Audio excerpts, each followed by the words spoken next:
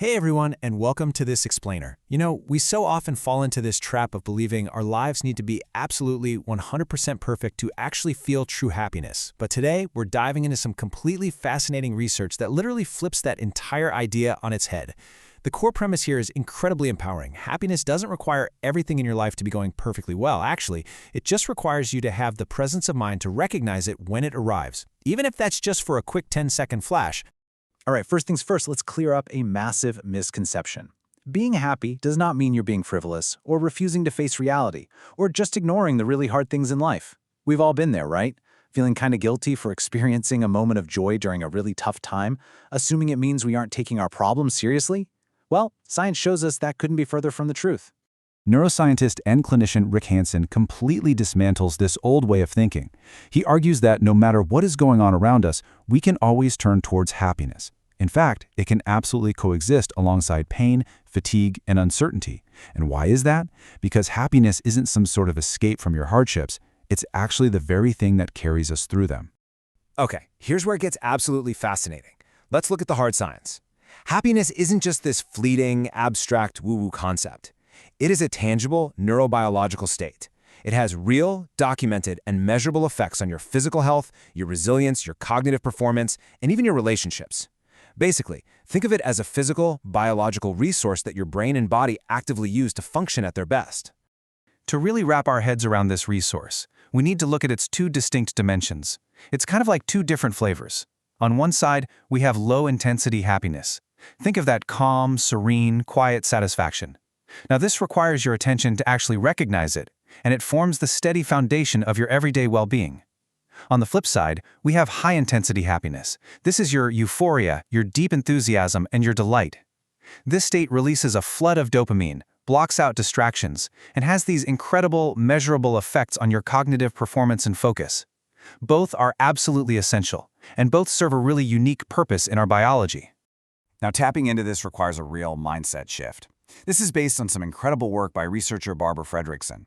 The common tendency for most of us is to take a passive approach, waiting around for things to improve so we can feel happiness as a sort of reward. But honestly, that just drains our energy, and that feeling completely fades the second we're under pressure. Fredrickson shows we need an active approach. Happiness broadens our attention and builds up our inner resources. It's the fuel, not the reward. When you actively look for it, even in difficult situations, it becomes a real, tangible human capacity that actually strengthens when the pressure is on. So where exactly is all this magical fuel hiding? Well, right under our noses. It hides in plain sight. Our brains are biologically wired by default to detect threats, which means we naturally just gloss right over ordinary positive moments. The real trick here is to intentionally interrupt that threat detection process. Actually notice the warm water of your morning shower. Really savor that first sip of coffee. Enjoy the silence before the whole house wakes up. And here's a fascinating bonus for you. When you capture and actually live these small moments, your positive emotions become genuinely contagious to the people around you. Now, building this kind of active happiness isn't just random luck. It's highly structural. It relies on 4 fundamental pillars. First up is plus being. That's broadening your attention to be fully rooted in the present. Second is plus us, because happiness massively amplifies when you share it with genuine enthusiasm. Third is plus discipline, which is rooted in making small, intentional actions part of your daily routine. And finally, the fourth pillar is plus positive chemistry, which is tapping into those incredible biological effects we mentioned just a minute ago. Let's actually zoom in on that fourth pillar, positive chemistry. When we actively cultivate happiness, some pretty mind-blowing things happen biologically. Releasing dopamine in your brain's reward system measurably improves your concentration, stabilizes your working memory, and completely blocks out distractions.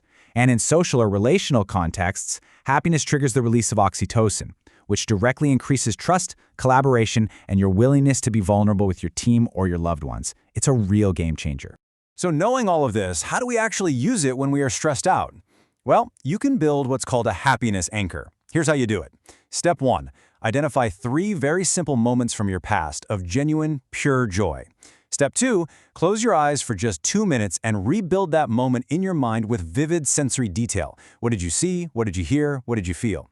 And step 3. Pair that memory with a simple physical trigger, like just pressing your thumb and index finger together. With a little practice, using that trigger under high pressure instantly accesses a resourceful, deeply energized state. When you practice these steps, happiness systematically nourishes all 4 of our fundamental human energies. Emotionally, it radically expands our capacity to regulate our feelings. Physically, and this is wild, intense positive emotions literally strengthen our immune system. Mentally, that dopamine release we talked about improves our focus and sparks creativity. And spiritually, it fosters a profound sense of connection with something far greater than ourselves. Which brings us to the absolute most important takeaway of the whole explainer. Happiness is not built by frantically searching for it somewhere out there in the distant future. It is built by paying mindful, deliberate attention to what is already present in your life, right here, right now. It is the conscious choice to pause, even just for a split second, and let yourself be nourished by it. So, I'll leave you with this. What perfectly ordinary moment of joy is waiting for you to recognize it today?